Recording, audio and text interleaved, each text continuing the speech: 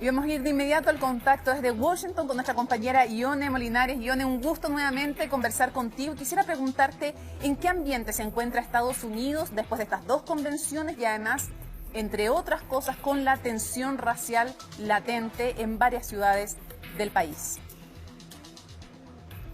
Claro, y después de que se ha exacerbado precisamente estos llamados a un cambio social, a acabar con el racismo, con la muerte de Jacob Blake, perdón, con el incidente con Jacob Blake. Jacob Blake está en el hospital, está saliendo de los problemas que le dejó 7 disparos de un policía, pero va a quedar paralítico por lo menos en el futuro cercano. Pero eso exacerbó todo lo que ya se conocía después de la muerte de George Floyd. Y aquí en el Congreso específicamente donde me encuentro, se quedó trancada una reforma policial. Eso también tiene molestos a los votantes. Mira, normalmente las convenciones no tratan o no brindan mucha esperanza para los candidatos, pero estas fueron convenciones diferentes, porque fueron diseñadas precisamente para televisión a raíz de la pandemia. Normalmente estas convenciones están diseñadas para las bases y hay además un componente de televisión para el que las quiera ver. En esta ocasión fue diferente, así que tal vez la respuesta haya sido diferente. Por ahora hay una encuesta reciente de CNN, la primera post-convención, y realmente sí muestra que Joe Biden recibió un empujoncito y está actualmente a 8 puntos de diferencia, 48-40 de Donald Trump. Esto es importante, porque Biden simplemente está manteniendo una diferencia que a este punto comienza a cerrarse normalmente elección tras elección. Es decir, a este punto, que a comienzos de septiembre, cuando quedan solamente 2 meses de las elecciones, la gente comienza a prestar más atención. Y ahí es donde se comienzan a cerrar las encuestas. En esta ocasión no es así.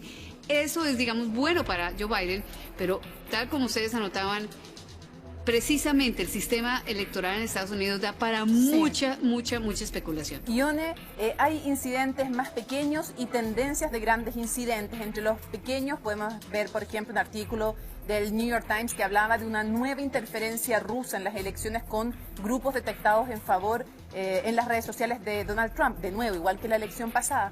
Pero además hay otro tema que es mucho más grande y que es el miedo que existe entre los norteamericanos de que el voto por correo, que es muy importante y que ha sido un 20%, algunos dicen que podría doblarse en época de pandemia, pudiera o no funcionar bien, o no llegar a tiempo las boletas a las casas, o bien que esa noche no se sepa quién ganó en la elección y que eso produzca inestabilidad y no reconocimiento de los resultados. ¿Qué tan fuerte es ese temor? Bueno, en términos del temor, Trump ha sido muy hábil para sembrar esa duda. Y esa habilidad lo ha hecho que mucha gente que hasta este momento por años ha confiado en el correo de los Estados Unidos ahora comience a pensar si de verdad el correo tiene la capacidad para movilizar millones y millones de papeletas. Tal vez no es tanto eso, sino la duda, además, que se une a este temor de que haya una mano negra, por decírtelo coloquialmente, que quiera demorar precisamente esas papeletas.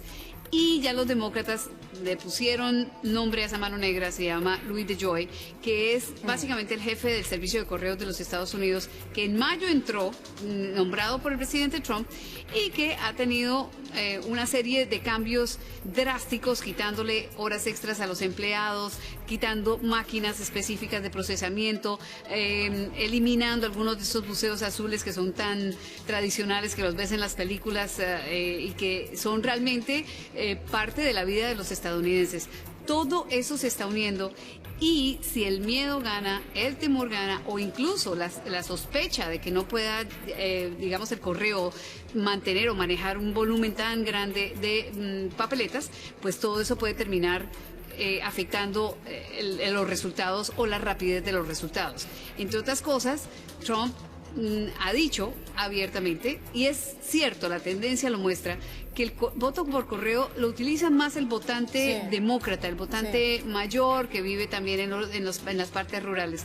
Y eso es clarísimo. O sea, algo que tiene Donald Trump, como lo dijo Melania Trump en la convención republicana, es que siempre se sabe lo que Donald Trump piensa, sea o no políticamente correcto. Para cerrar, Ione, si tú tuvieras que decir cuáles van a ser los temas que van a definir esta elección en Estados Unidos, ¿cuáles serían los 2 o 3 temas que tú dirías que van a estar en el centro? Porque claro, la pandemia parece algo tan importante que están tratando de impulsar incluso una vacuna antes de las elecciones, ¿no?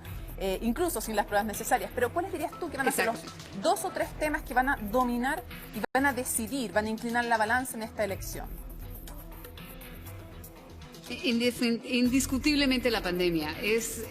Obviamente los votantes normalmente reaccionan a lo más reciente en términos noticiosos. Recuerda que hace 2 años cuando los demócratas vinieron, cerraron el gobierno con una pelea terrible con Trump, sí, y se quedó cerrado el gobierno por 2 meses. Eso ya se olvidó. Recuerda que a comienzos de este año el presidente Trump entró en un proceso de juicio político y lo encontraron culpable de los cargos, que el Senado después básicamente lo absolvió. Pero eso ya se olvidó. Hoy lo que está en la mente es la pandemia. Gente en sus casas trabajando de una forma totalmente diferente, los niños que no pueden ir a la escuela de la forma normal que ellos lo conocen, y fuera de eso, la repercusión económica que eso trae. Entonces, todo eso va a ser, es decir, al hablar de la pandemia estás hablando de las otras cosas. Y hay la reciente encuesta de CNN que yo te contaba, explicas precisamente eso. En este momento, hoy, la gente está más pendiente de la pandemia, de lo que pueda traer en términos de la economía, el temor que hay por un posible rebrote y más que otros temas. Pero recuerda también que estamos entrando en época de frío y si se viene la temporada normal de la influenza y se une al coronavirus y hay un problema mucho más grande de salud pública, esto va a ser desastroso para el presidente Trump definitivamente. Ione Molinares, un gusto como siempre haber estado contigo desde Washington. Que estés muy bien.